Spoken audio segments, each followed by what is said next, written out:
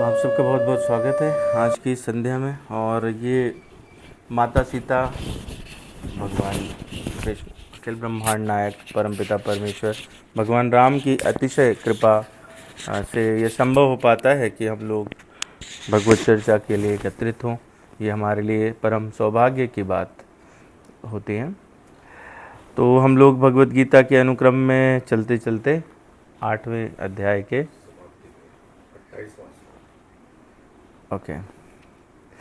तो 28वां श्लोक आज चर्चा करने जा रहे हैं। परंतु हमको पहले उन समस्त पूर्व आचार्यों को प्रणाम निवेदित करते हुए उनकी कृतज्ञता व्यक्त करनी चाहिए जिनके उच्च स्वरूप हमारे पास एक ग्रंथ आदि उपलब्ध है, जिनसे हम अपने जीवन को धन्य करने के लिए ज्ञान अर्जित कर पाते हैं, भगवान के संबंध में जान पाते हैं। तो आइए हम लोग जो है वो पहले मंगलाचरण करेंगे, उसके बाद में विषय वस्तु पर आगे बढ़ेंगे। और मैं साथ साथ आप सभी के चरणों में प्रणाम निवेदित करते हुए ये प्रार्थना करता हूँ कि मुझे ऐसा आशीर्वाद दें कि मैं जो भी कहूँ वो शास्त्रोक्त हो, कुछ अन्यथा अनर्गल शब्द मेरे मुख से ना निकले। और मुझे आशा है आप सब लोग सहृदय हैं, दयालु हैं, मुझ पर करुणा करते हुए मुझे ऐसा आशीर्वाद अवश्य देंगे। मैं समस्त पूर्व आचार्यों के चरणों में कोटि कोटि प्रणाम निवेदित करता हूँ, दंडवत प्रणाम करता हूँ और उनसे यही प्रार्थना करता हूँ कि वो मुझे ऐसी प्रेरणा दें कि जो वचन हो वो शास्त्रोक्त हो। तो आइए पहले मंगलाचरण से प्रारंभ करते हैं, फिर हम लोग आगे बढ़ेंगे। ओम नमो भगवते वासुदेवाय। ओम नमो भगवते वासुदेवाय। ओम नमो भगवते वासुदेवाय।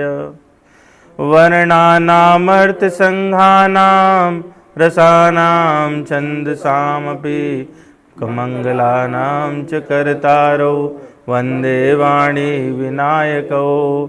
भवानी शंकरौ वन्दे श्रद्धा विश्वासरूपिणो। याभ्यां विना न पश्यन्ति सिद्धाः स्वान्तस्थमीश्वरं। वन्दे बोधमयं नित्यं गुरुं शङ्कररूपिणं। यमाश्रितो हि वक्रोऽपि चन्द्रः सर्वत्र वन्दते। सीतारामगुणग्राम पुण्यरण्यविहारिणो। वन्दे विशुद्धविज्ञानो कवीश्वर कपीश्वरौ।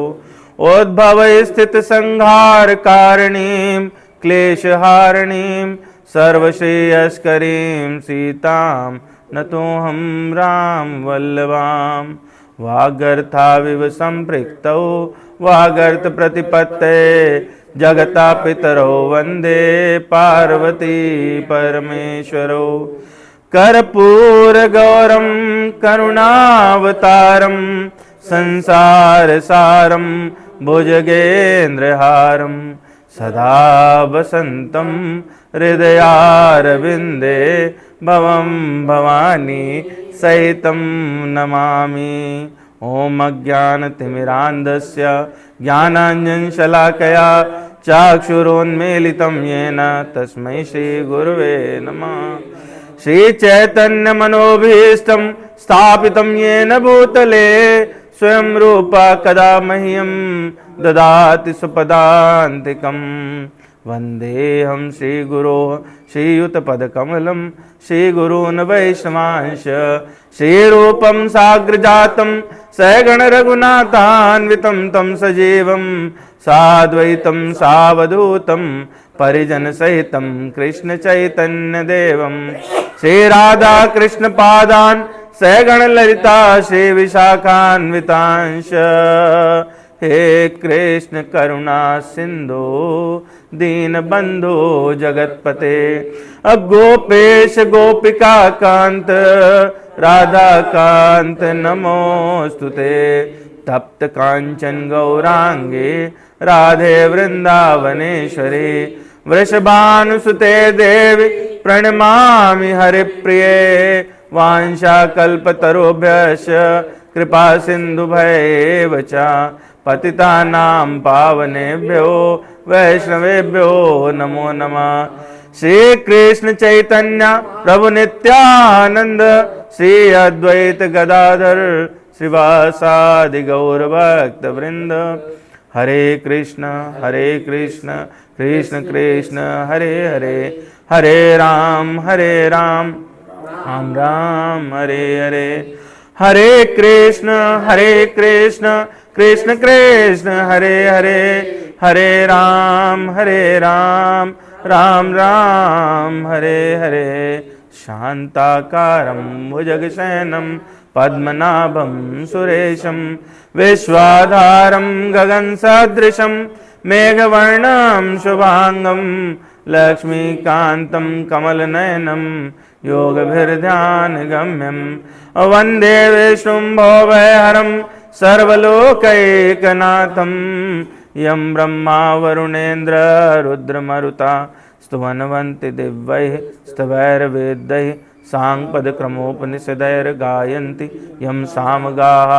ध्यानावस्थिततद्गतेन मनसा पश्यन्ति यं योगिनो, यस्यान्तं नाविदुः सुरासुरगणा देवाय तस्मै नमः।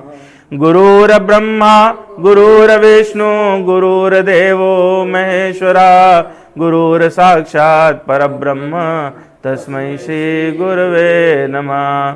ओम वेदाय गुरुदेवाय विद्महे परम गुरुवे धीमहि तन्नो गुरु प्रचोदयात्।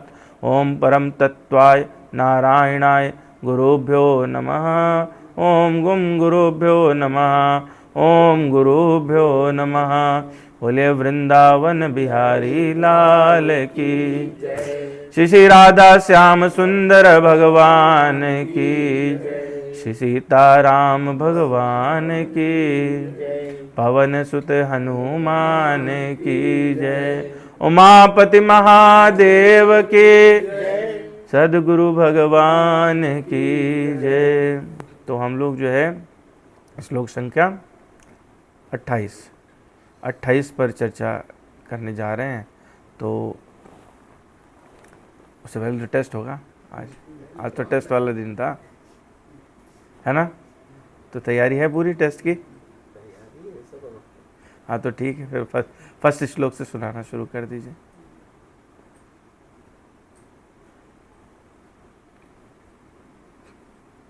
पहला श्लोक क्या था? याद नहीं, लेकिन 2 मार्क आपने बताए थे। पहले श्लोक में कहा 2 मार्क बता दिए हमने। अरे हम तो कुछ बताते नहीं, जो बताया भगवान ने बताया, हमने कुछ नहीं बताया किसी को। योग भक्ति और अनन्य भक्ति। अरे बाबा ये कहाँ गया पहले श्लोक में? नहीं, पहले 27 में। 27 में ऐसा बताया हमने? नहीं, 27 में भी ऐसा नहीं बताया। अनन्य भक्ति से, अनन्य भक्ति की तो चर्चा हमने 14 में करी थी। 2 मार्ग, प्रकाश का मार्ग और अंधकार का मार्ग। हाँ ये 27 से पहले की बात है। इन मार्गों में से किसी के माध्यम से अनन्य भक्ति करते हुए जो है योग पुरुष।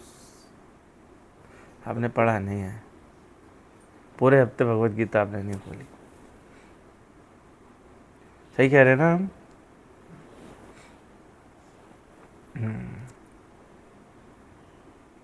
चलिए, तो हम लोग थोड़ा सा एक क्विक रिवीजन ले लेते हैं। जो 8वें अध्याय का प्रारंभ हुआ वो 7वें अध्याय का उपसंहार था। भगवान ने 6 बातें कही थी अर्जुन से, फिर मिला करके उनको तोड़े तो पूरा 8 बातें थी कि ये जान लोगे तो भगवान को समग्र रूप से आप जान पाओगे।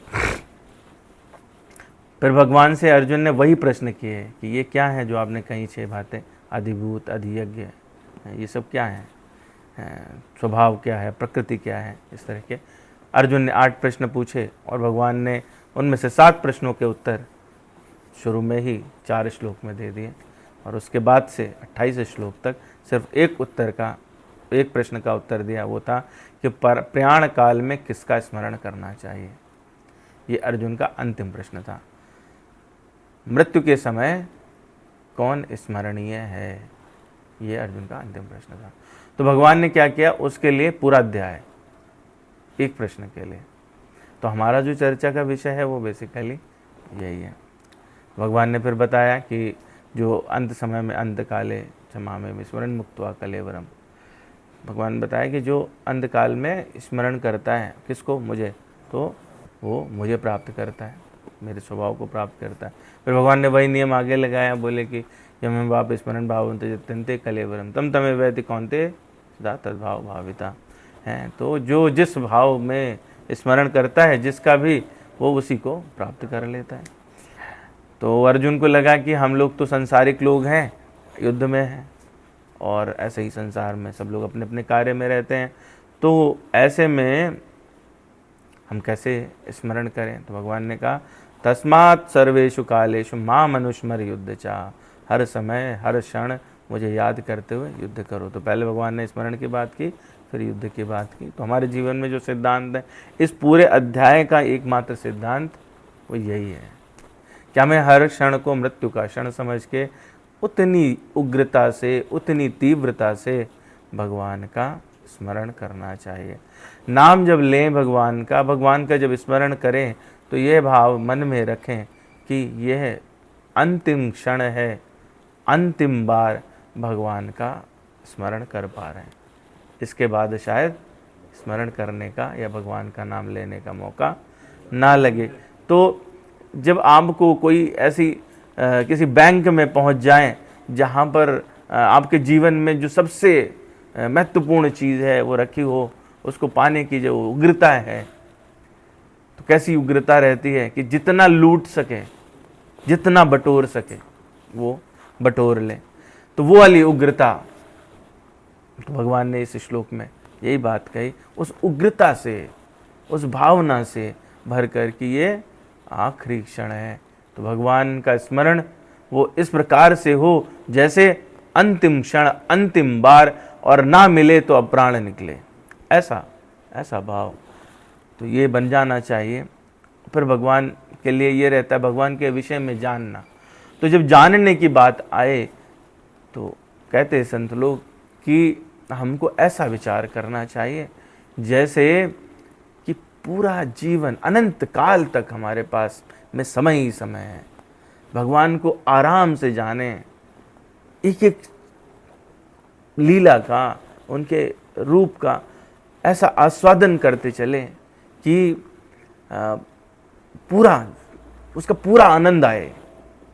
तो ऐसा सोचें कि हमें अभी बहुत जीवन है, अनंत काल तक जीवन है। भगवान की लीलाओं को हम इस प्रकार से उनका रसास्वादन करें कि न वो समाप्त होने वाली है, न ये जीवन समाप्त होने वाला है।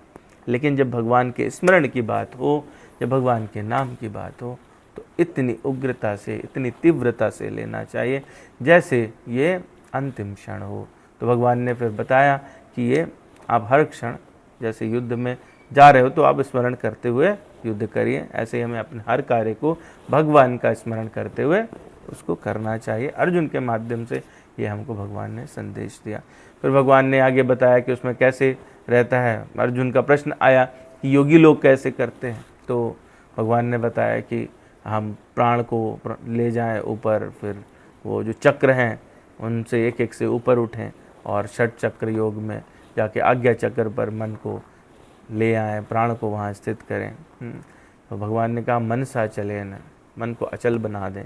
प्रोर मध्य प्राणम आवेश सम्यक सातम परम पुरुषम उपायति दिव्यम यदक्षरम वेद विदो वदंते विशंति यदिते वीतरागा है। और कैसे जिस प्रकार से दूसरे योगी लोग उनको समझते हैं वैसा करना है। भगवान के विषय में उन्होंने बताया मुझे कैसे कोई स्मरण करे। अगर योगी इस भाव में करता है तो कैसे करे कि मैं ही प्राचीन हूँ, मैं ही नवीन हूँ, मैं छोटा भी हूँ, लघु से लघुतर हूँ, बड़े से बड़ा हूँ, और सबको खिलाने वाला हूँ, सबको धारण करने वाला हूँ, पूरे विश्व का आधार भी मैं ही हूँ। कविम पुराणम मनुशासितारम अणोरणीयांसम अनुस्मरेद्या सर्वस्य धातारम अचिंत रूपम। कैसा हूँ? अचिंत रूप में। सर्वस्य धातारम अचिंत रूपम आदित्य वर्णम तम सह परस्तात्। और आदित्य वर्ण हूँ मतलब हैं। जैसे सूर्य प्रकाशमान होता है, सूर्य का प्रस्फुटित होना मात्र अंधकार को समाप्त कर देता है। तो ऐसा ही इस प्रकार से अगर कोई चिंतन करे है, लेकिन भगवान ने साथ साथ ये भी कही बात कि मैं कैसा हूँ, चिंतन तो ऐसा करो, लेकिन ये पूरा नहीं है, अचिंत्य हूँ। मेरा स्वरूप कैसा है? अचिंत्य है। तो भगवान कैसे हैं? वो चिंतन भी किए जा सकते हैं, परंतु वो हैं अचिंत्य।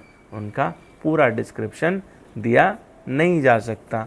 फिर अर्जुन को बताया उन्होंने कि जब ऐसा करोगे, तुम प्राण को वहाँ ले जाओगे, तो उसके बाद में आपकी ओंकार वृत्ति होनी चाहिए। मन को स्थिर कर लीजिए और भौं के मध्य में प्राण रखिए, और फिर आप स्मरण करते हुए ब्रह्मरंध्र से प्राण को त्याग दीजिए। अर्जुन का प्रश्न मन में उठा कि क्या कोई समय इसके लिए अनुकूल या प्रतिकूल रहता है? तो हाँ, यदि आप प्रकाश के मार्ग से जाते हैं, जिस समय सूर्य उत्तरायण हो, दिन का प्रकाश हो, शुक्ल पक्ष हो, तो ऐसे में वो उच्च लोकों को चले जाते हैं, उनकी पुनरावृत्ति नहीं होती। लेकिन जो लोग दक्षिणायन सूर्य हो, कृष्ण पक्ष हो, रात्रि का समय हो, तो ऐसे में जाते हैं, तो उनको पुनरावृत्ति करनी पड़ती है। वो उच्च लोकों में जरूर जाते हैं, गति उनकी ऊर्ध्व होती है, लेकिन उनको पुनरावृत्ति करनी पड़ती है। तो भगवान ने ये दो अंधकार और प्रकाश के मार्ग बताए। किसके लिए? किसके लिए बताए? किसके लिए बताए? योगियों के लिए। वो लोग जो अपने बल पे जाना चाहते हैं, जो योग मार्ग में जाएंगे, सारे खुद अपना सारा करेंगे, तो उनके लिए ये बात है। 14वें श्लोक में भगवान ने बीच में ही एक चर्चा कर दी। अर्जुन ने कहा बड़ा कठिन है, ये सब कैसे कर सकेंगे? तो 14वें श्लोक में कहते हैं, अनन्य चेता सततम यो माम स्मरति नित्यशा तस्याहम सुलभा पार्थ नित्ययुक्त योगिना। सुलभ हूं, किसके लिए सुलभ हूं? अनन्य चेता, जो मुझे हर समय अनन्यता से, मेरे अलावा किसी का आश्रय न लेते हुए, अनन्य चेता सततम यो माम, जो सतत मुझ में मेरा याद करें, मुझे स्मरण करें। स्मरति नित्य शाह, ये नहीं कि यदा कदा, हर समय। उनके लिए मैं कैसा हूँ? मैं सुलभ हूँ। जब भगवान सुलभ हो गए तो आगे वो बताते हैं, इसी बात को लेके चले, तो उनका ठीक है, ये सारे ही हो गए मार्ग ऐसे वैसे, लेकिन जो वो है भक्त लोग हैं, उनके लिए इससे मोहित उनको नहीं होना चाहिए। यही हमारा 27वां श्लोक था। नैते सति पार्थ जानन योगी मुह्यत कशन तस्मातु सर्वेषु कालेषु योग युक्तो भवार्जुन। ये पिछला श्लोक था। तो जितनी हमने बताई, मार्ग बताए, भगवान कहते हैं भक्तगण इनसे, इन दोनों ही मार्गों को जानते जरूर हैं, उनमें ज्ञान प्रस्फुटित हो जाता है।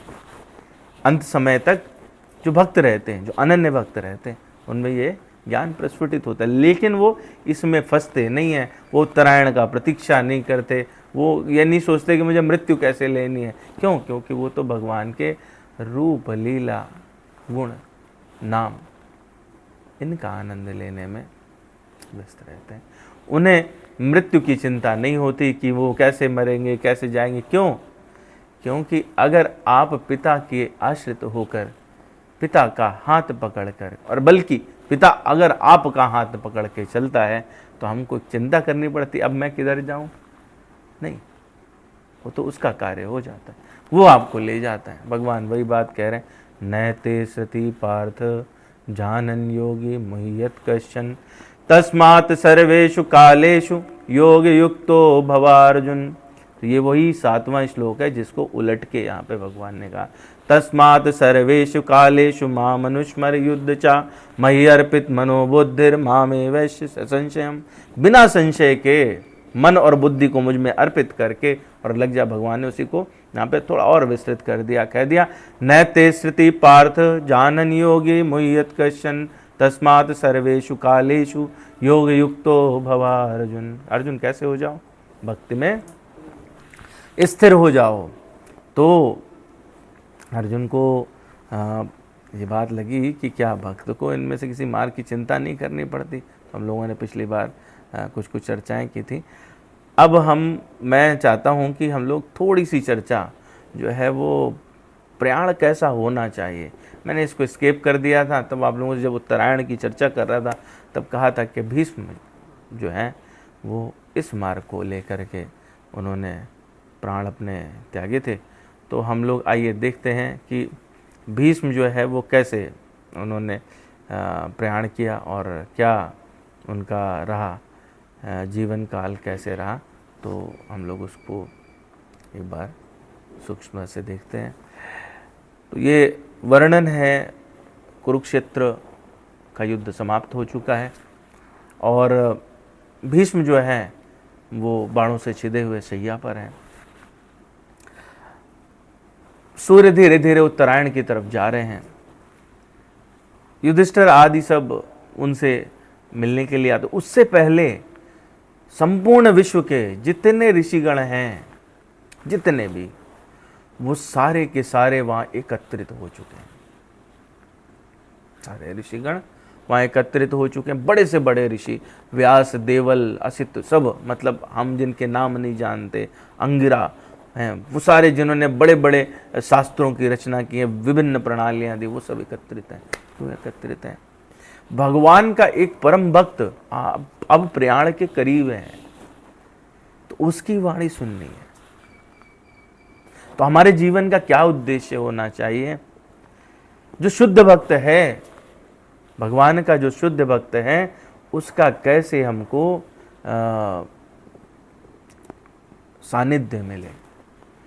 और विभिन्न मार्गों से वो सारे के सारे वहाँ पहुँच जाते हैं और भगवान उसके बाद में पांडवों के साथ वहाँ पे पहुँचे हैं।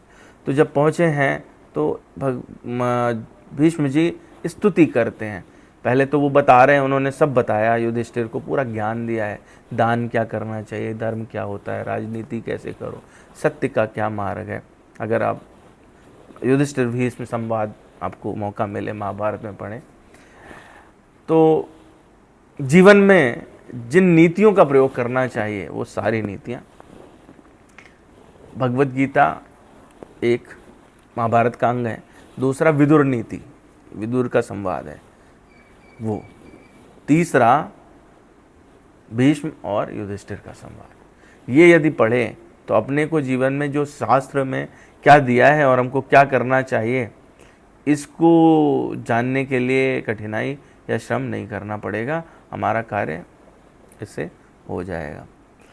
तो ये हमने भागवत पुराण में 9वां अध्याय प्रथम स्कंद उसके 29वें श्लोक से प्रारंभ किया है और वहाँ पे व्यास जी लिखते हैं, धर्म प्रवत्तस्य सकाला प्रत्युपस्थिता यो योगीश्छन्नमत्योर्वाश्चित्तूर उत्तरायणा। जब भीष्मदेव वृत्तिपरक कर्तव्यों का वर्णन कर रहे थे कि कैसे तुम्हें कार्य करना है, क्या करना है, उसी समय उन्होंने देखा कि सूर्य जो है वो कैसे हो चले, उत्तरायण हो चले हैं। अब भीष्म जी को क्या है, इच्छा मृत्यु का वरदान है, कभी भी जा सकते हैं। तो यहाँ पर दो प्रकार के मन में हम लोगों को वो आते हैं कि भीष्म देव क्यों उत्तरायण का प्रतीक्षा कर रहे हैं, वैसे क्यों नहीं चले जाते, है ना? क्यों भीष्म देव उत्तरायण का प्रतीक्षा कर रहे हैं? तो हम लोग इसका जवाब जो है वो थोड़ा आगे बढ़ के देंगे। तो इस होता क्या है कि ऐसे में जो बहुत सारे विषयों पे बोलने वाले व्यक्ति थे और सारे लोग उनके सामने खड़े थे।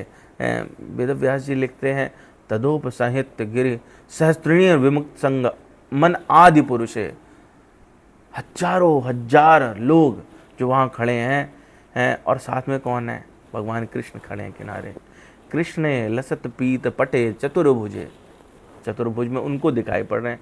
ऐसे भगवान ने दर्शन सबको नहीं दिया, पर उनको कैसे दिख रहे हैं, चतुर्भुज में भगवान सामने खड़े हैं और वो उन पर ध्यान से चमचमाते हुए पीत वस्त्रों को देख करके, तो वो जो हजारों अर्थों से युक्त विभिन्न विषयों पर बोल रहे थे, हजारों युद्ध लड़ चुके हैं ऐसे भीष्मदेव। आज क्या हो जाते हैं कि शांत हो जाते हैं।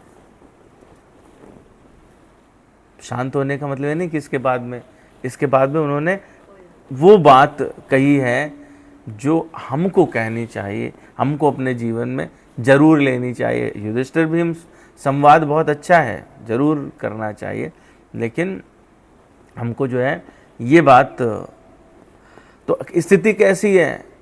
व्यासदेव जी लिखते हैं, विशुद्धया धारणया हता शुभ दीक्षय वाशु गता युद्धश्रमा है। क्या हो गया है कि सारे जितने भी वह तीर वो घुसे हुए हैं उनके पूरे शरीर में, और जब वो भगवान का ऐसा दर्शन कर लेते हैं तो वो सारी अवस्था, तीरों के घाव, उनसे पीड़ा, ये सब शांत हो जाती है, इनसे मुक्ति हो जाती है। और आगे वो लिखते हैं, निवृत्त सर्वेंद्रिय वृत्त विभ्रम तुष्टाव जन्यम वृषज जनार्दनम। इन सब को क्या है, जितनी बाहरी कार्यकलाप उनको उन्होंने बाहरी रोक दिया। जो हमने पढ़ा इस अध्याय में, मनसा चले न, मन को अचल कर दिया है ना, मन की गति रुक गई और सारी इंद्रियों को भगवान इंस्ट्रक्शन देते हैं अर्जुन को कि 9 द्वार को रोक देना है ना। सर्व द्वाराणि संयम्य मनोरिद्ध निरुद्ध चा मूर्धनि अध्याय आत्माना प्राणम स्थितो योग धारणम, योग धारणा से प्राण को स्थित कर दो। तो वो वाली स्टेज जो है भीष्म जी लेके आ रहे हैं। मैं इसलिए इसको डिस्कस करना चाहता था क्योंकि पूरा जो उनका प्रयाण है वो असल में भगवत गीता जी का 8वां अध्याय है।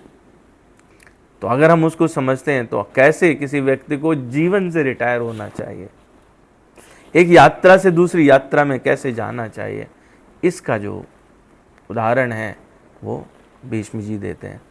तो इसके बाद में भीष्म जी, ये स्थिति हुई, भीष्म जी बोलना शुरू करते हैं। श्री भीष्म उवाच इत मतिरूप कल्पिता वितृष्णा भगवती सात्वत पुंगवे विभूम्निमी त्रिभुवन कमनम तमाल वर्णम रविकर गौरव वराम्बरम दधानने बपुकल आवृत्य अनन्य अब्जम विजय सखे रतियस्तु मे नवधा युधितुरग जो विधूम विश्वक कचलुलित समवार अलंकृता से मम निशित शरय विभिर्वदेमान तुच विलत्स कवचेस्तु कृष्णात्मना सपदि सखी वचो निशम्य मध्य निज परयोर बलयोर तम निवेश्य स्थितिवती पर सैनिकायुरक्षणा हितवती पार्थ सखे रतिर्ममास्तु विहित प्रतना मुखम निरीक्ष्य स्वजनवधात दोष द्विमुखस्य दोष बोधया कुमतिम आहरत आत्मवेद्या यश्चरति परमस्य तस्य मे अस्तु। उनका कहाँ पे जाके जब उन्होंने ध्यान करना शुरू किया, भगवान की स्मरण की प्रक्रिया है।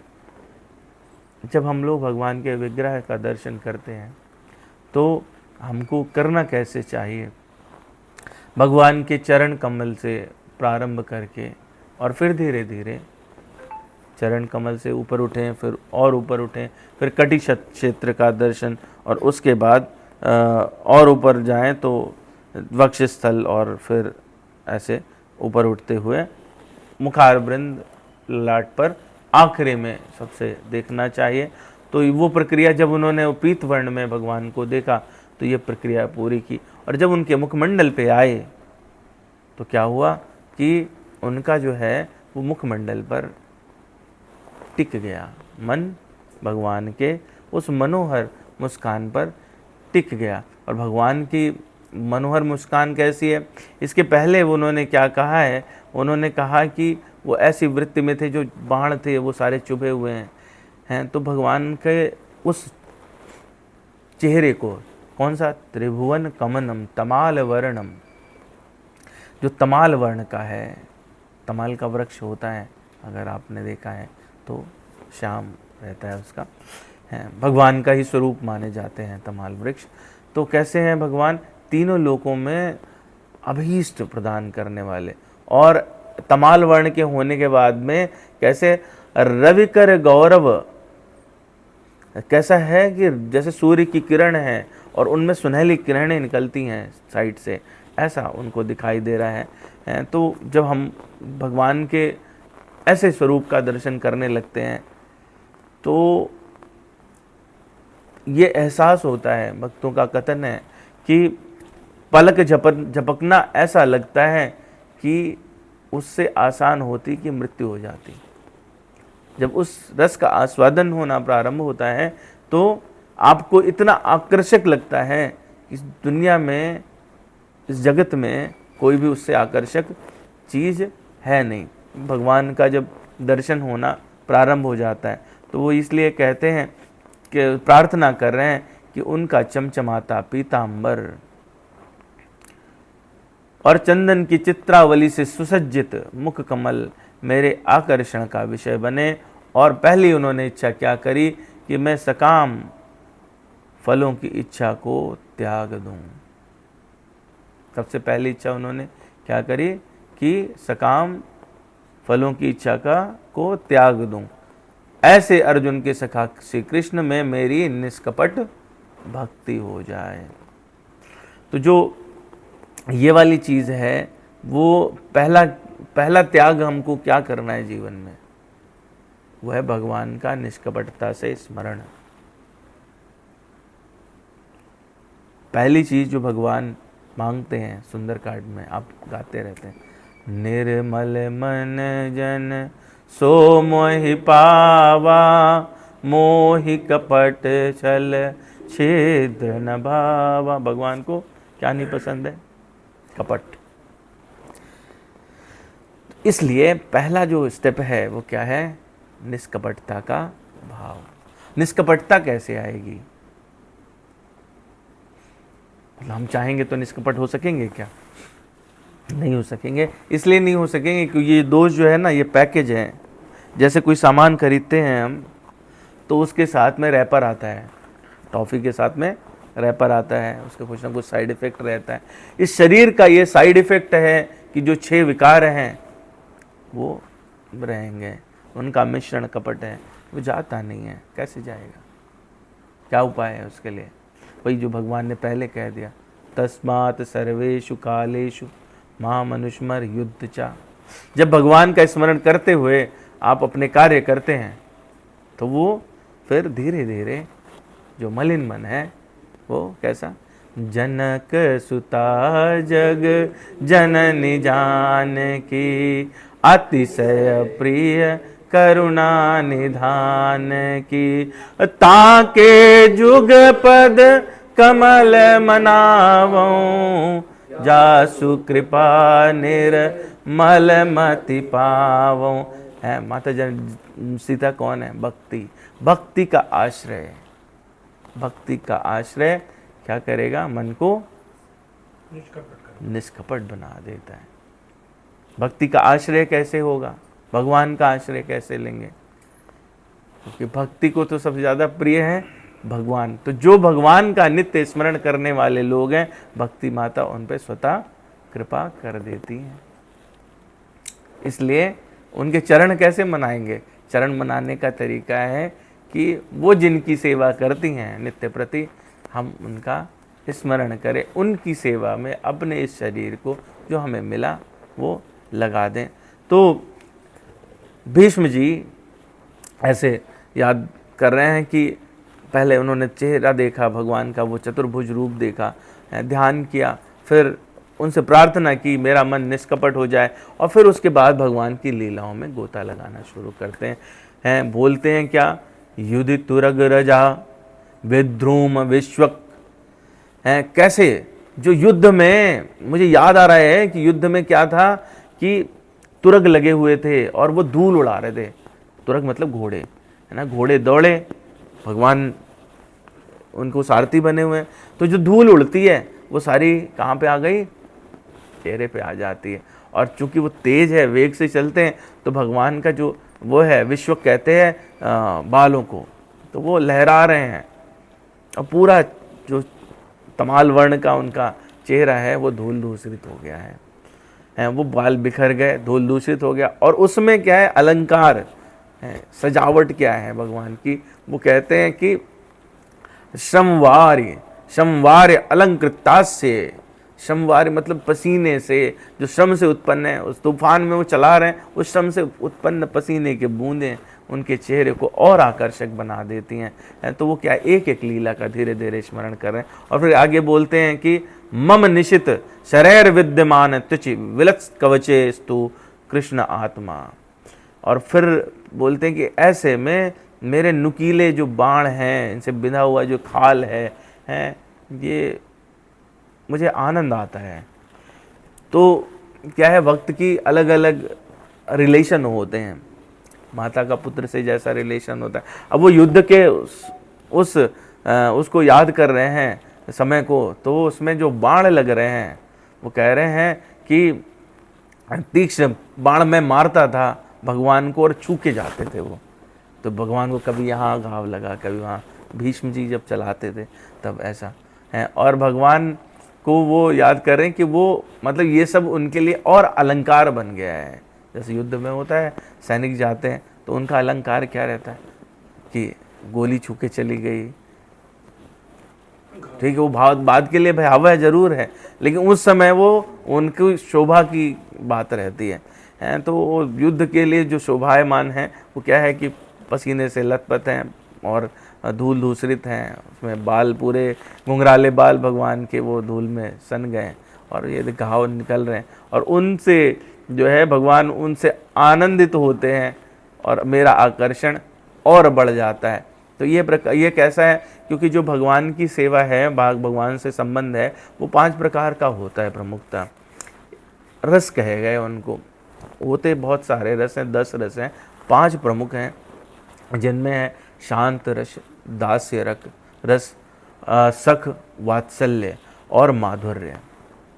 भगवान वैसे सभी में आदान प्रदान करते हैं, लेकिन जो हमारे लेवल की बात है वो किसकी है, वो है दास्य की, दास्य रस की बात है ना। तो दास्य रस पे जो वो करते हैं तो वो उसका आनंद अलग है, और हमको जो चाहिए कलयुग के लिए वो दास्य रस ही उपयुक्त है, उसी का वो करना चाहिए।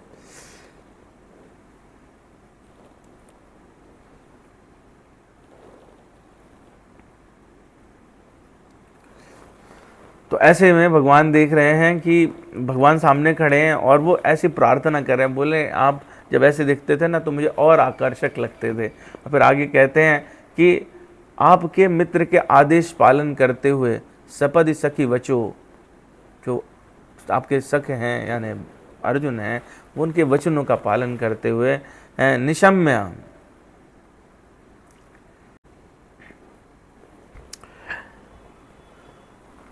तो वो दोष बुद्धि दुनिया को दिखाई दे रही थी। क्यों, भगवान ने जब देखा कि अर्जुन फंस गया है तो पहले अर्जुन को समझाने की दूसरे प्रकार से कोशिश की, फिर जा कर के अर्जुन को डांटा। दूसरे अध्याय के प्रथम 6 श्लोकों में हम लोग ये बात देखते हैं, डांटा। और फिर 7वें श्लोक में अर्जुन सरेंडर कर देता है और कहता है कार्पण्य दोषो अपहत स्वभावा पृच्छामि त्वाम धर्म सम्मूढ़ चेता। मैं तो कृपणता से ग्रसित होकर के और ये सारे स्वभाव से सब गड़बड़ कर दी है, मैं अब आपकी शरण लेता हूँ, ऐसा अर्जुन बोलते हैं। तो कह रहे हैं कि जो कलुषित लग रहा था उस अज्ञान को आपने भगवत गीता का ज्ञान दे करके पूरा नष्ट कर दिया। ऐसे भगवान के चरण कमलों में मेरा आकर्षण सदैव बना रहे। और फिर आगे क्या कहते हैं, कह रहे हैं कि स्वनिगम पहाय मति प्रज्ञा मत मधिर कतुर्मवुप्लुतो रतस्था धृतरच्चरणोऽभ्याचल द्रगुर हरिव हन्तुम भम गतोत्तरीया। मैंने उस समय प्रतिज्ञा कर ली, एक एक लीला को याद करे, कह रहे मैंने वैसे उस समय प्रतिज्ञा कर ली कि रथ को तो मैं नीचे गिरा के छोड़ूंगा।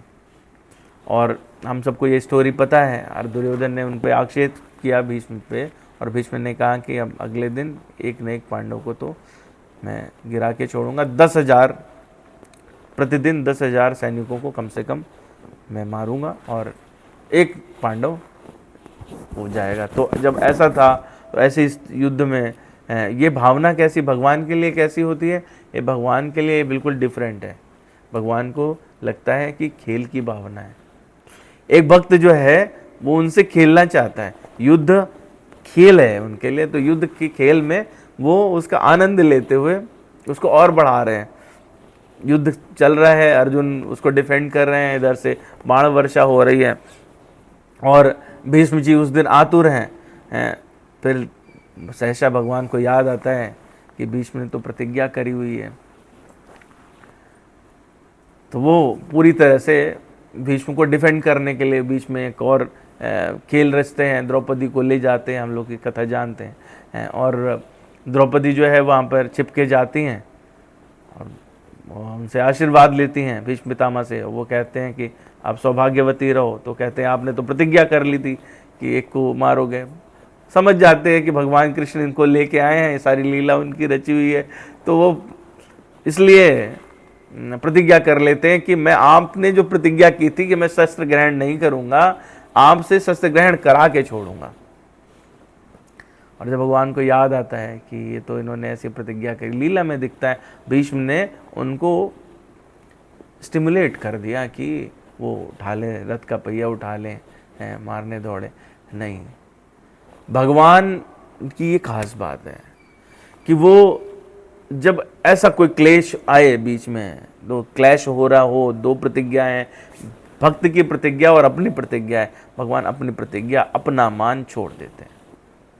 भक्त की प्रतिज्ञा का मान रखना है, इसलिए वो उठवा लेते हैं ये। और देखते हैं कि इतने दौड़, वो याद करते हैं आखिर में, कहते हैं कि आप इतने तेज से दौड़े हैं उस टाइम में, रथ का पहिया जो उठाया है आपने और इतने तेज से दौड़े हैं मुझे मारने के लिए कि आप भूल गए कि आपका जो उत्तरीय वस्त्र है वो भी रास्ते में गिर गया। पहिया उठाया, भगवान ने इतना क्रोध दिखाया है उस टाइम, पहिया उठाया और दौड़ पड़े। तो जो रहता है अंगोछा था वो नीचे गिर गया, कपड़े इधर उधर हो गए और वो उसका आनंद ले रहे भीष्म पितामह। वो कह रहे कि मैं वैसे उसको देख करके भाव विवल हो जाता हूँ, आनंद हो जाता हूँ। और ऐसे भगवान जो भक्त की प्रतिज्ञा रखने के लिए ये सब लीलाएं करते हैं। आगे वो बोलते हैं कि शित विषहितो विशीर्ण दंशम क्षतज परिलुप्त आततायिनो में प्रसभ अभिसार मतवध अर्थ बे भवसा भवतु भे भगवान गतिर मुकुंद। बड़ा सुंदर भाव है यहाँ पर। अगर हम देखें तो हमारे साथ में 4-5 चीज़ें रहती हैं। एक है हमारी मति, मति का कौन बने पति, उससे क्या होगी गति। मति जो है, आगे वो बात करेंगे कि कैसी मति है जो हमारे पूरे संसार में लगी हुई है, इस त्रिभुवन में फंसी हुई है। तो अगर त्रिभुवन में फंसी हुई मति है तो उस मति का पति कौन होना चाहिए, जो त्रिभुवन का मालिक हो। तो अगर त्रिभुवन का मालिक उसका पति बने तो फिर गति कैसी रहेगी। अगर उस मति की रति हो जाए त्रिभुवन के मालिक में, तो मति का पति और उसकी बने रति, तो उससे क्या होगी गति। 4 बातें है ना। तो वो गति क्या होगी, वो डेफिनेटली भगवत प्राप्ति की गति होगी, मुक्ति की गति होगी, मोक्ष की गति होगी। तो इसलिए अब धीरे धीरे क्या कर रहे हैं कि उस रूप और उसको याद करते हुए वो कहते हैं कि भगवान कृष्ण कैसे हैं, जो मोक्ष के दाता हैं। युद्ध में उन्होंने मुझ पर आक्रमण कर दिया, मानो वो मेरे पहने बाणों से बने घावों के कारण क्रोधी हो गए हैं। ऐसी लीला करी, कवच उनका गिर गया और शरीर घावों के कारण खून से सन गया। दिखाना है ना, पूरी लीला करी भगवान ने। ऐसा नहीं है कि किसी को ये नहीं लगे कि मैं ये खेल कर रहा हूँ, मैंने कोई कृपा कर दी है। वो प्रॉपर युद्ध लगना चाहिए। भगवान जो है वो एकदम पूरा उस नाटक के मोड में आकर के कार्य करते हैं। तो उन्होंने ऐसी लीला की और तो उस चीज़ को याद करके और भीष्म पितामह आनंदित हो रहे हैं। बताने की बात क्या है? बताने की बात यह है कि इसमें भक्त को उस समय भगवान की लीलाएं स्मरण होनी चाहिए जिस समय उसको प्रयाण करना है। उस समय और कुछ याद नहीं आ रहा है, भगवान का भिन्न भिन्न लीला और उनका भिन्न भिन्न स्वरूप, और उसमें भी क्या छिपा हुआ रहस्य है।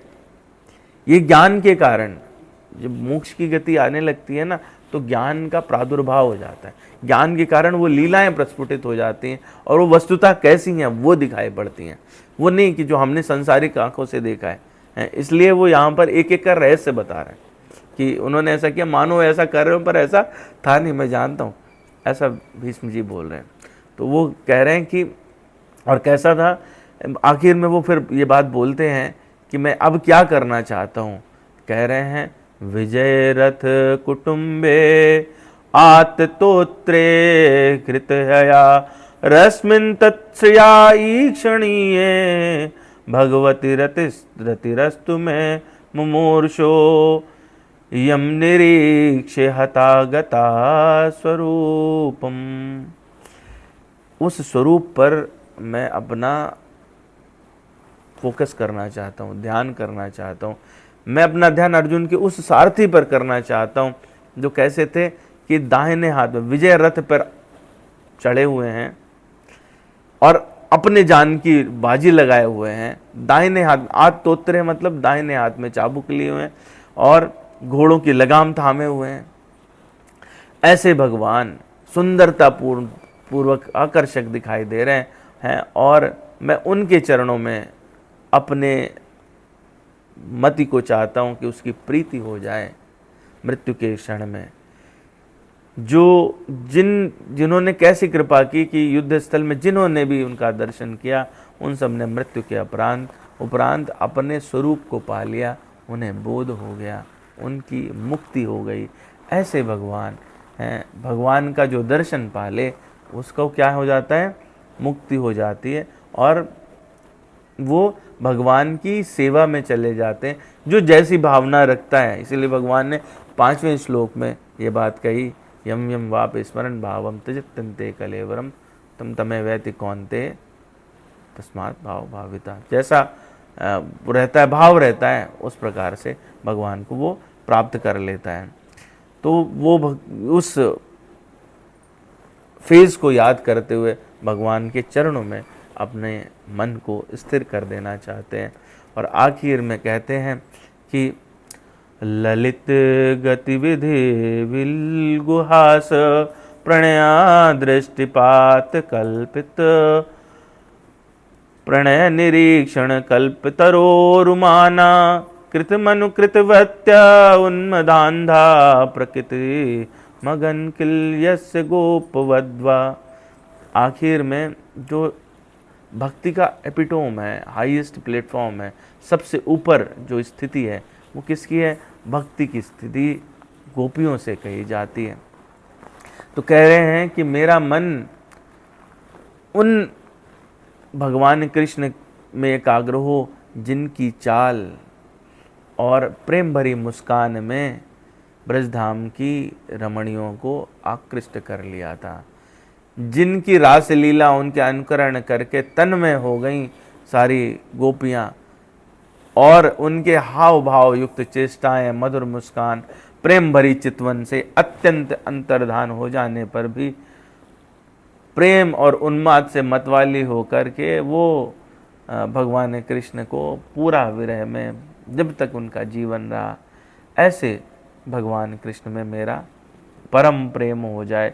तो भगवान की चाल और मुस्कान, भगवान जब आए हैं तो उनसे प्रार्थना की है, आगे भगवान से कहते हैं वो कि आप ना बस ऐसे ही खड़े रहो। भगवान बोले कि आप तो महाराज इच्छा मृत्यु वाले हो।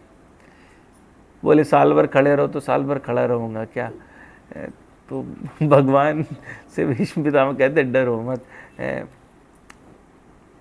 साल भर खड़ा रहने के लिए नहीं कह रहा हूँ, बस ये चाहता हूँ कि जब मैं जाऊँ तो आपका दर्शन करते हुए जाऊँ, वो सारी लीलाएं स्मरण कर सकूँ, आप बस उतने क्षण सामने खड़े रहो। तो भगवान से यही हमारी प्रार्थना जब हमारा प्रयाण हो तो हमारा स्मरण इस प्रकार से हो कि भगवान की विभिन्न लीलाओं का आस्वादन करते हुए उनके चरणों में अपनी प्रीति बढ़े, अपने मन की जो है वो मन उनके चरणों को अपना पति मान ले, उनमें रति हो जाए, तो भगवत प्राप्ति की गति सुनिश्चित हो जाती है। यही जो भीष्म स्तुति है उसका मेन सार है। और इसीलिए हमने इसको सोचा था कि पूरा जब 8वां अध्याय हमारा हो जाएगा, तो चूंकि अब हम लोग समझ चुके हैं 8वें अध्याय में भगवान ने क्या बात की है, तो ये सुनने में आनंद आएगा। फिर आगे बताते हैं, कहते हैं कि महाराज युधिष्ठिर द्वारा संपन्न राजसूय यज्ञ हुआ, जिसमें सभी महापुरुष, राजा, विद्वान, ये सब लोग आए थे। और उसमें भगवान कृष्ण की पूजा कैसे हुई थी? भगवान रूप में हुई थी। तो ये सब मेरी आंखों के सामने हुआ था। अब उन्होंने पहले युद्ध वाली लीला, उसके बाद में भगवान का भगवत स्वरूप, उसका ध्यान किया और मैंने इस घटना को स्मरण किया। और कहते हैं मेरा मन ऐसे श्री भगवान में हमेशा लगा रहे। और भक्तों का यही वो रहता है कि जब भगवान की याद करें तो वो सारी लीलाएं प्रकट होने लगे। और जो 10वां श्लोक कविम पुराणम अनुशासितारम, इसकी बात करी है, तो उसमें भगवान ने लास्ट में क्या कहा? अचिंत रूपम आदित्य वर्णम तमसा परस्तात। तो वो वाली फेज आने लगती है। और 42वां श्लोक जिसमें भीष्म पितामह कहते हैं कि तम इमम अहम शरीर अजम शरीर भाजाम हृदि हृदि धिष्ठितम आत्मकल्पितानां प्रतिदृशम इव नैकधारकमेकं समाधिगतो अस्मि विदूत भेद मोह। मैं पूर्ण एकाग्रता से तम इमम अहम शरीर भाजाम, और कैसे अजम, वो जो अजन्म भगवान हैं, मैं पूर्ण एकाग्रता से उन्हीं भगवान का ध्यान करता हूँ जो मेरे सामने अब उपस्थित हैं। तो यहाँ पर द्वैत बुद्धि भी हटा देते हैं। वो भीष्म पितामह ये कहना चाहते हैं कि भगवान निराकार नहीं होते, जो हैं सगुण साकार मेरे सामने हैं, वही सब कुछ हैं, वही अचिंत्य हैं, वही चिंत्य हैं, वही निराकार भी हैं और वही साकार भी हैं। तो वो ऐसा उनका भौतिक शरीर नहीं है, ये दिव्य शरीर है। और उस दिव्यता में वो अचिंत्य भी हो जाते हैं और चिंतन करने योग्य भी हो जाते हैं। तो उसी का मैं ध्यान करता हूँ। और वो सबके हृदय में रहते हैं। भले ही सूर्य को अलग अलग तरह से कोई अनुभव करे, लेकिन सूर्य तो वही रहता है। जब प्रारंभ होता है तो लालिमा के साथ होता है, जैसे जैसे चढ़ता है तो आप उस पर दृष्टि भी नहीं डाल सकते। फिर शाम को जब उतरने लगते हैं तो डिफरेंट आभा हो जाती है। जब सूर्यास्त होने लगता है तो लगता है कि समुद्र में डूब गया, आधा डूब गया, 1/4 डूब गया, पूरा डूब गया, गायब हो गया। परंतु क्या सूर्य गायब हो जाता है? नहीं, अलग अलग हमारी दृष्टि होती है, उन दृष्टियों में हम देखते हैं। परंतु भगवान तो कैसे रहते हैं? भगवान तो वैसे ही रहते हैं। तो सूत जी ये बात कहते हैं कि ऐसा करने के बाद भीष्मदेव मन, वाणी, दृष्टि और कार्य से अपने आप को परमात्मा यानी पूर्ण पुरुषोत्तम भगवान श्री कृष्ण में लीन कर देते हैं और शांत हो गए। और ऐसे में उनकी श्वास रुक गई। तो जो भक्त लोग हैं वो उनका प्रयाण इस प्रकार का होता है। जब भगवान उनसे विलग होते हैं तो वो अपने को रोक नहीं सकते। तो हमको क्या चाहिए कि जो भक्ति के 9 तरीके बताए गए, श्रवण, कीर्तन, स्मरण, चरण कमल की सेवा यानी पाद सेवनम, अर्चनम, स्तुति, आज्ञा पालन, सख्य और लास्ट में आत्मनिवेदन यानी आत्मसमर्पण, ये 9 में से 9 को प्रैक्टिस करें और उनमें जो हमारे लिए हमको अनुकूल रखती है, रुचती है, उसको बढ़ाएं। प्रथम जो है वो श्रवण है। श्रवण को जितना ज़्यादा करते हैं बाकी का प्रादुर्भाव स्वतः होने लगता है और उनका वर्धन होता है। तो जितना अधिक से अधिक श्रवण हो सके वो करना चाहिए। और किसका श्रवण करना चाहिए? आर्ष ग्रंथ जो हमारे हैं, भगवत गीता, भागवत, रामायण। क्यों? क्योंकि इसमें जो शब्द हैं वो स्वयं ही भगवान है, उसके अलावा कोई और नहीं है। और जब ये देखा है तो उस देवता और मनुष्य सारे नगाड़े बजाने लगते हैं और सारे राजा उनकी प्रशंसा करने लगते हैं। आकाश से पुष्पों की वर्षा होने लगती है। क्यों? कोई मर रहा है तो पुष्प वर्षा करनी चाहिए क्या? नहीं, सब खुश होते हैं। जब कोई अच्छा प्रयाण है ना, यात्रा है एक स्थान से दूसरे स्थान पे जाने की, तो वहाँ पे कोई अगर अच्छा आदमी आपके पास आए, आज के डेट में आप जिसको बहुत आदर करते हो, तो आप क्या करोगे? फूलों से स्वागत करोगे उसका ना। तो इसलिए पुष्प वर्षा है, इसलिए नहीं है कि बोले अच्छा हुआ निपट गए, अब ठीक रहा, चलो इसमें। तो जो कॉन्सेप्ट है, जब हम लोग जाते हैं अंतिम यात्रा में तो पुष्प आदि, तो उसका रहता है कि ये इनको अच्छी गति मिली होगी, इनका प्रयाण अच्छा हुआ होगा, इसलिए वहाँ पे इनका स्वागत, तो उसको हम लोग इस तरह से करते हैं।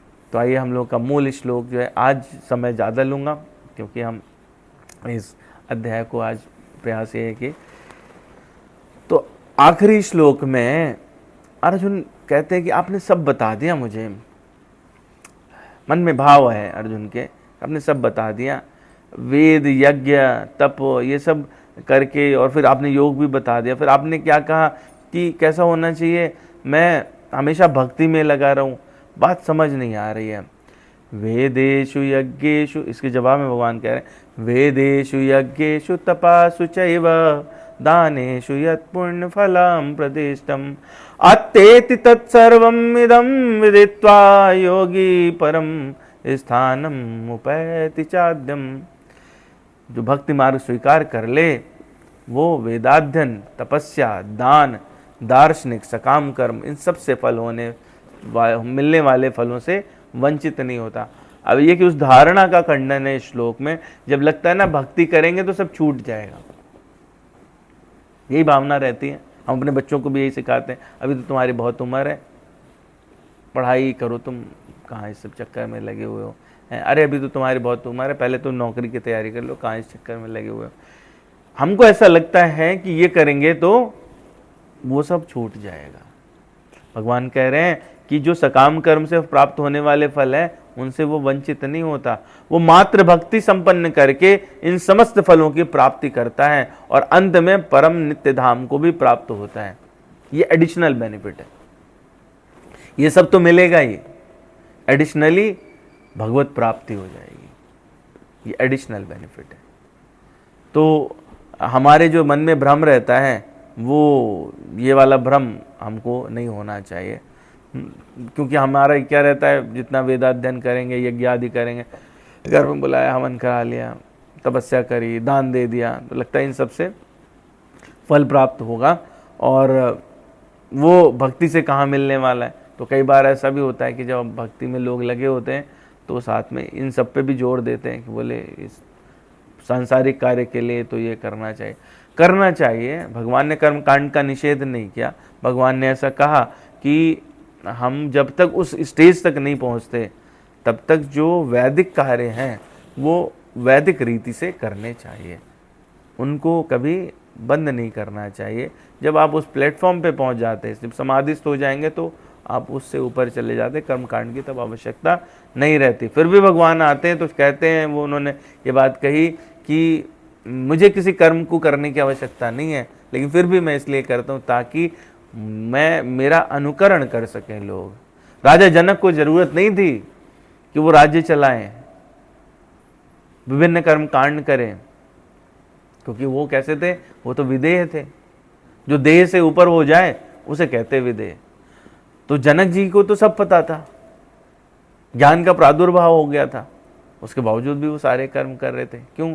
क्योंकि जैसा श्रेष्ठ लोग करते हैं समाज के लोग उसका अनुकरण करते हैं। तो भगवान यहाँ पर बता रहे हैं कि 4 चीज़ें जो मोटे तौर पे होती हैं, वो सब का जो फल रहता है वो कैसा रहता है, वो उससे हमको लगता है कि संसारिक सारी चीज़ें वही मिलती है। लेकिन सूक्ष्मता से देखेंगे, और भगवत गीता में ही दिया हुआ है, अन्य ग्रंथों में भी हम लोग देखेंगे तो यही पाएंगे कि उन सब से भी क्या मिलना चाहिए, वो है भगवत प्राप्ति। जो लक्ष्य है वेदाध्ययन का वो भी क्या है, भगवत प्राप्ति। भगवान 15वें अध्याय में ये बात कहते हैं, सर्वस्य चाहम हृदि सन्निविष्टो मत्ता स्मृतिर्ज्ञानम अपोहनम चा वेदैश्च सर्वराहमेव वेद्यो वेदांत कृत विदेव देव चाहम। इन सब से क्या मिलेगा, मैं क्या हूँ, बुद्धि का प्रदाता भी हूँ, मैं किसी को स्मृति भी देता हूँ, ज्ञान भी देता हूँ, सब देता हूँ, पर उससे क्या करना चाहिए, उसको वेदाध्ययन करना चाहिए। और वेदाध्ययन करने के बाद में क्या प्राप्त होने वाला है, अध्ययन से प्राप्य वस्तु क्या है, वो है भगवान, उसके अलावा और कुछ नहीं है। इसीलिए भगवान ने यहाँ पर कंफ्यूजन क्या हो जाता है कि भगवान सुलभ है कि दुर्लभ है। सुलभ उसके लिए है जो अनन्य भक्ति से नित्य भगवान का स्मरण करे, उसके लिए क्या है, सुलभ है, भगवान ने इसी श्लोक में कह दिया। लेकिन दुर्लभ है उनके लिए जो अपने प्रयास करना चाहते हैं, भगवान का आश्रय नहीं लेके अपना प्रयास करना चाहते हैं, इसीलिए वेदेश दुर्लभम भी कहा गया।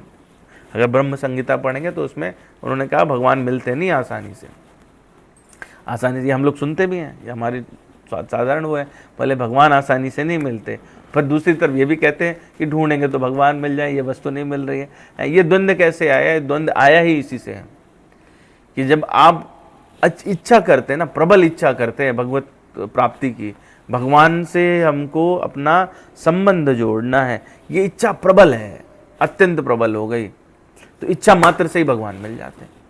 भगवान कैसे हुए, सुलभ हुए। दुनिया में कोई ऐसी चीज ही नहीं जिसकी आप इच्छा करो और मिल जाए, सबके लिए प्रयास करना पड़ता है। पानी भी पीना है तो उसके लिए भी आपको जाना पड़ेगा, ग्लास उठाना पड़ेगा, पानी भरना पड़ेगा, मुंह में डालना पड़ेगा, गटकना पड़ेगा, मतलब कितने क्रियाएं हैं देखो आप। भगवान को प्राप्त करना एकमात्र ऐसी चीज है जो सिर्फ किससे मिलती है, इच्छा करने से। आपने दृढ़ इच्छा करी कि भगवान मुझे मिले और वो इच्छा प्रबल होती जाए, वो बलवती होती जाए, तो भगवान आपको सिर्फ इच्छा करने से प्राप्त हो जाते हैं। इतनी सुलभता है भगवान की। लेकिन अगर आपने सोचा कि मैं ये यत्न करके भगवान को प्राप्त करूं, तो यत्न करके भगवान मिले भी कहो ना मिले, ठीक है, तो वो कैसे हो गए, दुर्लभ हो गए, है ना। तो ये चीज़ जो है अपने को समझना चाहिए। तो हम इसको अगर वेद को देखें, और वेद का जो रस है वो कहाँ पर है, वो हमारे जो अभी के ग्रंथ हैं। भगवान वेद व्यास ने इसलिए लास्ट में एक ग्रंथ क्रिएट किया जिसका नाम है भागवत महापुराण, और उसमें वो बात कहते हैं कि निगम तरोह गलितम फलम सुख मुखादि अमृत। तो कैसा है कि गला हुआ फल, पका हुआ, बिल्कुल टपकने को तैयार, वेदों से जो निचोड़ा गया है सारा मटेरियल, वो कहाँ पे है, वो भागवत पुराण में है। और जो फल रहता है ना कि एकदम बढ़िया वृक्ष है और उसमें एकदम पका हुआ फल है, बिल्कुल टपकने को, जैसे टपका आम रहता है ना, टपकने को तैयार है वो, तो वो टपकने को तैयार है, उस अमृत को पूरा भर के रखा है किसमें, भागवत पुराण में। लेकिन हाँ, एक बड़ी खास बात है, इसको समझने की है। वो समझने की ये है कि जैसे कोई पका हुआ फल है, मान लीजिए हाइट पे है, रीचेबल नहीं है, और आपने उसको ऐसे तोड़ने की कोशिश की तो गिरेगा तो क्या होगा, फट जाएगा।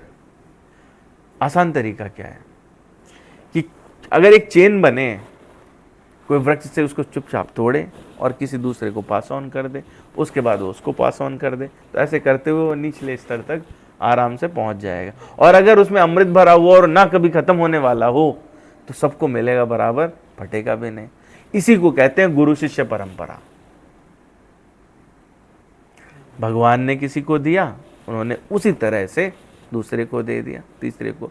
रोज पढ़ते हैं, सर्वोपनिषदो गावो दुग्धा गोपाल नंदना पार्थो वत्सा सुधीर भोक्ता दुग्धम गीता अमृतम महत। भगवत गीता क्या है, भगवत गीता वही है। तो ये जो वेद का सार है, वो जो हम लोग सुन रहे हैं, पढ़ रहे हैं, वो है। इसका उद्देश्य क्या है, भगवत प्राप्ति। तो जो भगवान कह रहे हैं ना, वेदेषु यज्ञेषु तपस्सु चैव दानेषु यत् पुण्यफलं प्रदिष्टम् आत्तेति तत्सर्वम् इदं विदित्वा योगी परम स्थानम उपैति चाद्यम।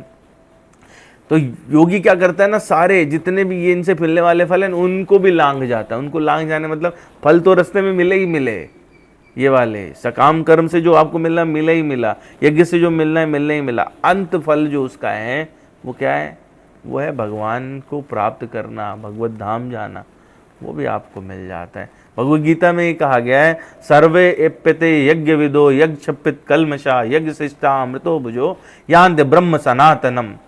जो यज्ञ आदि करता है उसका अंतिम फल है ब्रह्म को प्राप्त करना, भगवान को प्राप्त करना। और जो भगवान की शरण में पहुंच जाते हैं उनकी पूंजी नष्ट नहीं होती, उनको तो ये मिलना ही मिलना है।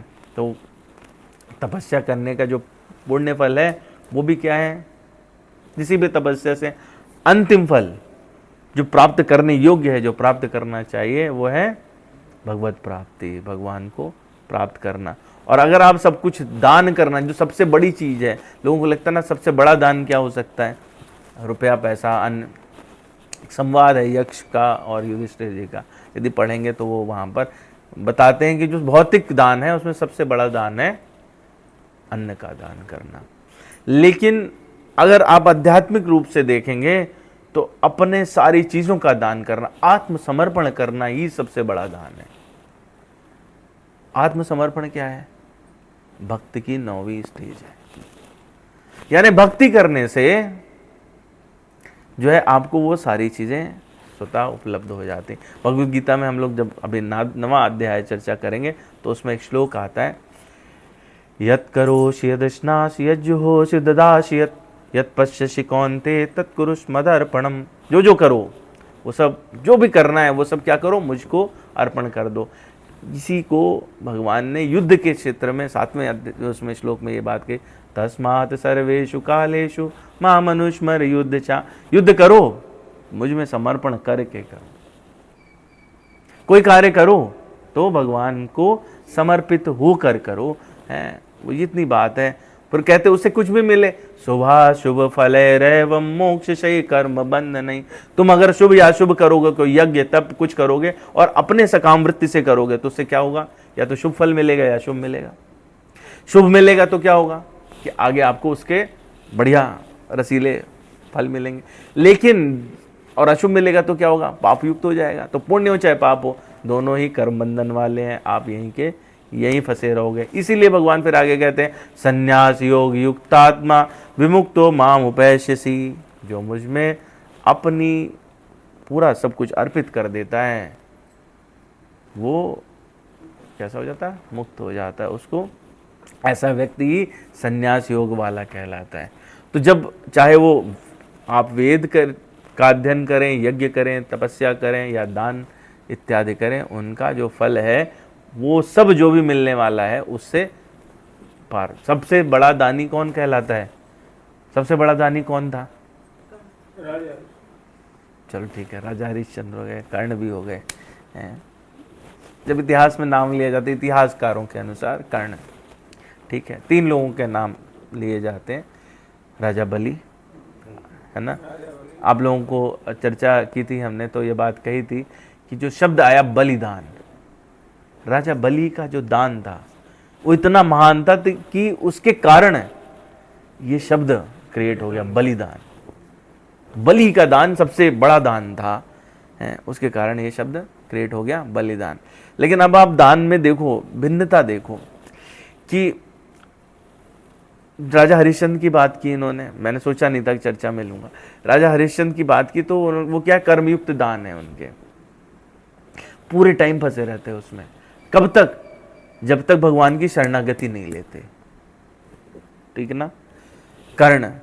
कर्ण को हम दानवीर बोलते हैं, कर्ण ने अपना दे दिया फिर भी उसकी सद्गति नहीं हुई, क्यों, क्योंकि भगवान के विपक्ष में था।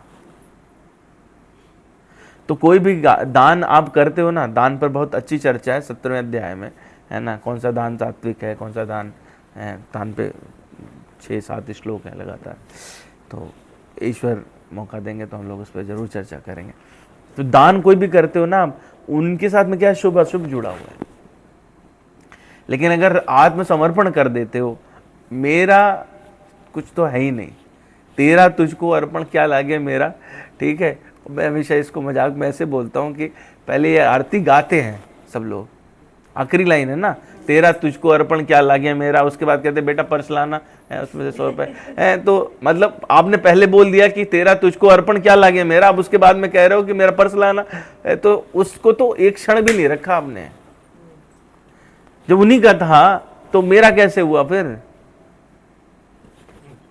समर्पण ही नहीं किया है। ये तो मुंह से बात कर रहे हो आप, जब आप मुंह से बात कर रहे हो तो फिर तो भगवान कहते तू भी मुंह से बोल, मैं भी मुंह से बोलूंगा तू जितने कदम बढ़ाएगा मैं भी उतने कदम बढ़ाऊंगा, क्या दिक्कत है इसमें। वो बात अलग है, भगवान के कदम अलग है।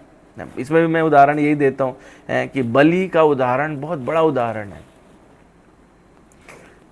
उन्होंने कहा कि भाई दान करने कितने, बोले 3 पग भूमि, 3 पग में राजा बलि का मस्तक तक नाप लिया भगवान ने। तो भगवान के पग कितने बड़े हैं इसका आपको अंदाजा नहीं है। आप अपने छोटे से पग तो बढ़ाओ। भगवान तो कहते हैं कि मैं बराबर हूं, है मैं सम रहने वाला हूं, मेरा नाम समदर्शी है। रामचरितमानस में पढ़ते हैं तो वैसा बोलते हैं कि समदर्शी लोग मुझको कहते हैं। किष्किंधा कांड में उत्तरकांड दोनों जगह उन्होंने बात कही है। तो मुझे समदर्शी कहते हैं, मैं सबके साथ समवर्ती भी हूं। नहीं, भगवान नहीं है। वो फंसाते हैं लोगों को, बोले ठीक है तू 1 कदम चल, दुश्मन 1 कदम चलता है, वो छोटा कदम चलते हैं। भक्त 1 कदम चलता है तो उनका पग इतना बड़ा हो जाता है कि वो पूरा सारा त्रिलोक पार करके वहां पहुंच जाते हैं।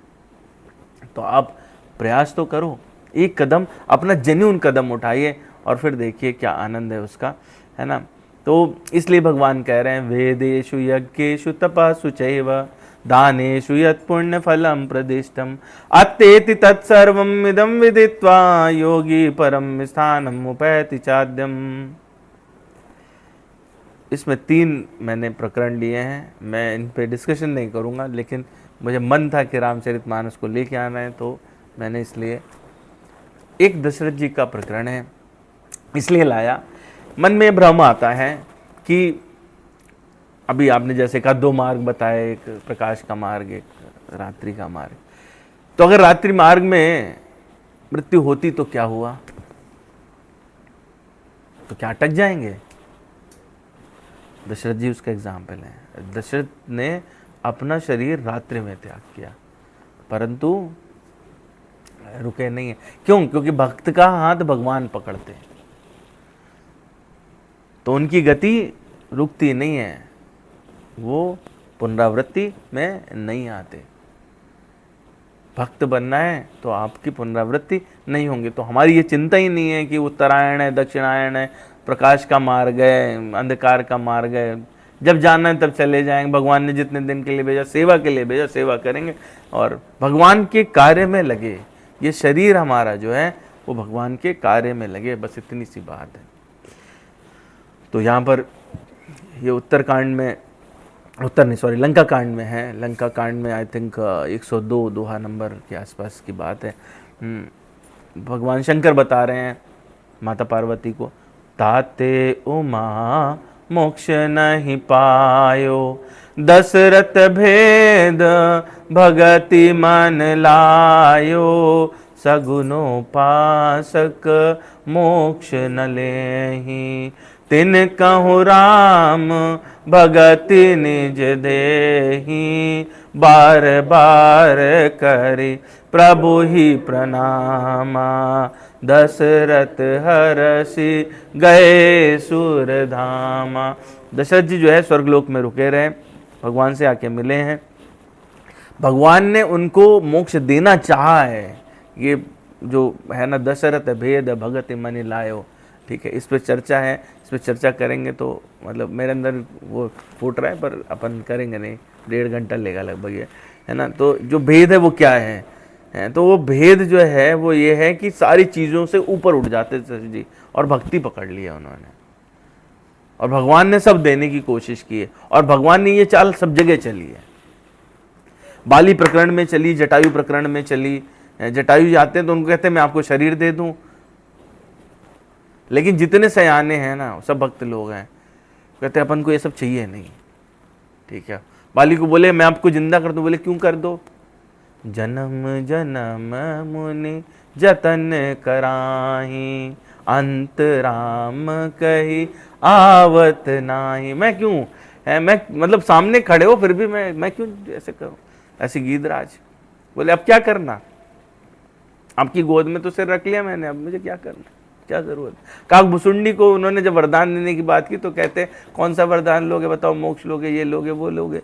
तो वो कहते हैं भैया आपने तो वो बात ही नहीं करी है, आप तो भक्ति की बात ही नहीं करो, ये सब मैं लेके क्या करूं। भक्त लोग बड़े सयाने होते हैं, तो भक्ति मांगते हैं। वो उन्होंने अपना मन कहाँ टिका दिया, भक्ति पे टिका दिया, निष्काम भक्ति पे टिका दिया। इसलिए वो दशरथ हर्षि गए सुरधामा, जय राम सदा सुख धाम हरे, रघुनायक सायक चाप धरे, भव बारन दारन सिंह प्रभो, गुण सागर नागर नाथ विभो, तन काम अनेक अनूप छवि, गुण गावत सिद्ध मुनीन्द्र कवि, जसु पावन रावण नागमा, खगनाथ जटा करि कोप गा, जन रंजन भंजन शोक भयम, गत क्रोध सदा प्रभु बोधमयम, अवतार उदार अपार गुणम, महिभार विभंजन ज्ञान गणम, अज व्यापकम एक मनादि सदा, करुणा कर राम नमामि मुदा, रघुवंश विभूषण दूषण कृत भूप विभीषण दीन रहा, गुण ज्ञान निधान अमान अजम, नित राम नमामि विभुम बेरजम। किसको करना है, भगवान राम को नित्य प्रणाम करना है, उन्हीं का नमन करना है। मैंने 2 प्रकरण रखे हैं जहाँ पर आपको यही श्लोक दूसरी भाषा में गोस्वामी जी ने लिखा है। भरद्वाज प्रकरण है, सब लोग गए हैं और भरद्वाज जी से मिले हैं और वहाँ पर भरद्वाज जी के विषय में गोस्वामी जी लिख रहे हैं। कुशल प्रश्न करी आसन दीन है, पूज प्रेम परिपूरन कीन है, कंद मूल फल अंकुरनी के, दिए आने मुनि मनहु अमी के, सीय लखन जन सहित सुहाए, अति रुचि फल राम मूल फल खाए, गए भय विगत सम राम सुखारे, भरद्वाज मृदु भजन उजारे। अब भरद्वाज जी क्या कह रहे हैं, ध्यान दीजिएगा। आज सुफल तप तीरथ त्यागो, आज सुफल जब जोग विरागो। सफल हो गया कब, जब भगवान पधारे हैं, भगवान ने दर्शन दिए। तो तप का, जप का, योग का, वैराग्य का, तीर्थ का, त्याग का, ये सब का फल क्या है, भगवत प्राप्ति। आज सुफल तप तीरथ त्यागु, आज सुफल जप जोग विरागु, और सफल सकल शुभ साधन साजू, राम तुम्हें अब अलोकत आजू। लेकिन इन सब की आवश्यकता है, ये माध्यम है भगवान तक पहुंचने के, माध्यम है भगवान को जानने के। भगवान के लिए श्रद्धा कैसे बढ़ेगी, तो वो इन्हीं माध्यमों से बढ़ेगी। कभी याद दिलाएगा, अच्छा इस पे कोरिलेशन है, बात करेंगे। अभी तो मुझे लग रहा है कि टाइम शॉर्ट है, तो इसलिए थोड़ा।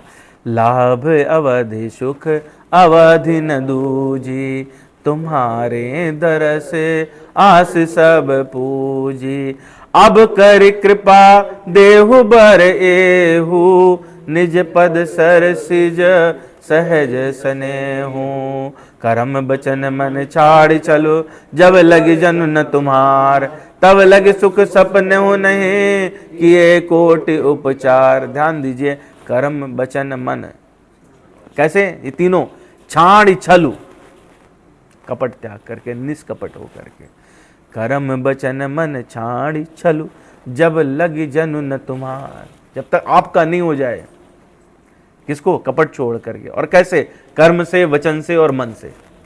तब लगे सुख सपने हो नहीं किए कोटि उपचार। फिर कुछ भी कर लो, फिर आप जप योग तप ध्यान कुछ भी कर लो, अगर ये नहीं किया तो कुछ हासिल नहीं होने वाला है।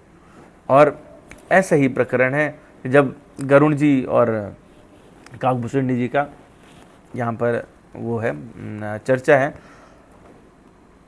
तो कह रहे हैं गरुण जी की बात सुन करके उनको हर्ष हो गया काकभूषणी जी को। गरुण गिरा सुनि हर्ष कागा, बोले उमा परम अनुरागा। अधन्य धन्य तब मति उर्गारी, प्रश्न तुम्हारे मोहि अति प्यारे। सुनि तब प्रश्न सप्रेम सुहाई, बहुत जन्म के सुधि मोहि आई। ता सब निज कथा कहूँ मैं गाई, तात सुनहु सादर मन लाई। जप तप मक सम दम व्रत दाना, बिरति विवेक जोग बेज्ञाना। सब कर फल रघुपति प्रद प्रेमा, ते बिनु को न पावई क्षेमा। यही तन राम भगति में पाई, ताते मोहि ममताय अधिकाई। जहि ते कछु निज स्वार्थ होई, तहि पर ममता कर सब कोई। पन्न गारेस नीति श्रुति सम्मत सज्जन कहाई, अति नीचौ सन प्रीत करिए जान निज परम हित।